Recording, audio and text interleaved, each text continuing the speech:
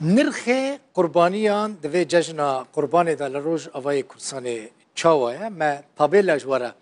آمده کری بگمان گوشت گلکی بهای یعنی یکی که امکان نوی در فت نوی باشت نبن نکاره گوشت بکره و بخوام گرافیک برخه مها اجاره هنش خورا بزانه بن بنیرن برخه کی که گرانیاوی 5 کیلو به لنافچین ریو بریا خسر بهای و $205 امریکی نه لجمع حکومت سوری به $270 گلکه یعنی بهای بگمان جبرکو دهات خلقی گلکی کمه لنافچین دن یعنی مثلا لنافچه هيئة تحرير الشام يعني جبهة النصرة عينية لإدلب هر برخكي کو 5 کیلو به $235 امریکیه لنافچین دبن کنترل ترکیه و اپوزیسیون سوری یعنی لنافچین ائتلاف اپوزیسیون سوری هر 5 کیلو برخ يعني 5 کیلو برخ گرانیوی 5 کیلو به $262 امریکیه اموارن سر گولک هون صورت دبینن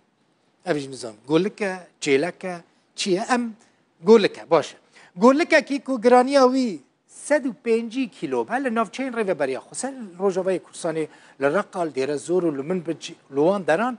هر گولکه کی کو 105 کیلو به $1000 امریکیه گلکه لنافچین حکومت سوری به $675 امریکیه لادلب يعني دبن كنترولا جبهة النصرة ده هر گولکه کی 105 کیلو به $525 امریکیه و لنافچین اپوزیسیون سوریجی به $507 امریکیه حیشتر یعنی دوه حیشتر لروج آوای کردستان زیده کرین و فروتون آوای تنه خلق گوشتی حیشتر ناخوه لیل هناك جهن دنانا مثلا الرقة هيا الدير الزوري هيا لطبقة الوان دران هيا للجهن كو عرب لي دمينا لوي داري